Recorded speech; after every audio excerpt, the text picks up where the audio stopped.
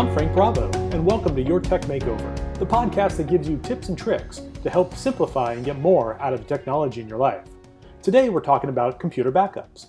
They seem easy enough. Copy some files from one place to another, put them somewhere safe, rinse and repeat every so often. Like I said, easy enough, right?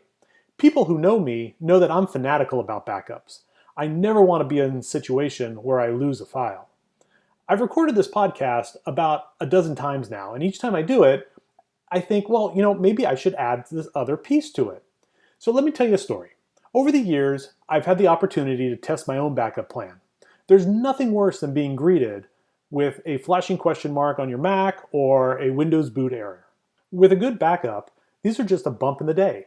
The last time I had an issue after replacing the hard drive, I was back in business later that same day.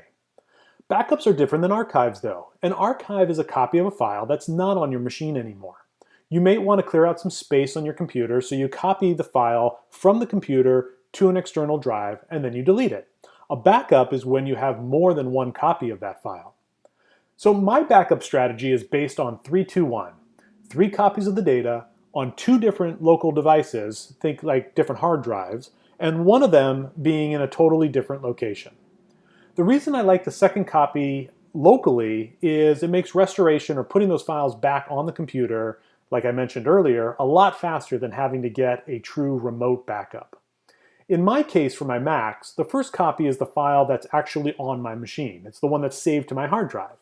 The second copy is in Time Machine, Apple's built-in program that continuously backs up your hard drive into an external drive. Like a lot of Apple products, it's pretty easy to set up. You plug the hard drive in, and it asks you, do you want to use this as your Time Machine backup? And you say yes, and the rest is pretty much automatic. Every hour or so when your machine is on, the software does the backup of any changed files on the machine. The third copy I have, which in my case is in the cloud, is with Backblaze. I've used a lot of different online and cloud backup programs, but by far Backblaze is the one I've been the most happy with. It's inexpensive, and it just runs in the background, constantly backing up files. It also allows for unlimited storage, which is not always the case. Technically, I also have a cloud-based backup in Apple iCloud, but that's a little more complicated, so in a future episode I'm going to talk about services such as iCloud and Microsoft OneDrive and how they relate to backups. For archiving, I have an archive drive attached to a separate machine that also gets backed up through Backblaze. It's actually a little more complicated in that the files live in multiple places on that machine, but blah, blah, blah. That's way more than you want to know.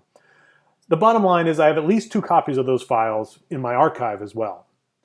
For my PC workstation, it's almost the same other than that second copy. Since I don't use that machine daily, I make copies of any files I work on and put them in my Dropbox or Google Drive. Those files are then synced to my Mac, and then they get backed up from there. For clients with PCs, I've used a variety of different backup software that works similar to Time Machine. Most come with the hard drives when you buy them. In my professional life, where I manage terabytes of data, I'm just as fanatical about my backups. In one instance, we have 4 servers that each have a copy of the files on them. Each of those servers have their own backup, and that backup then gets backed up to a 5th server, which also gets backed up.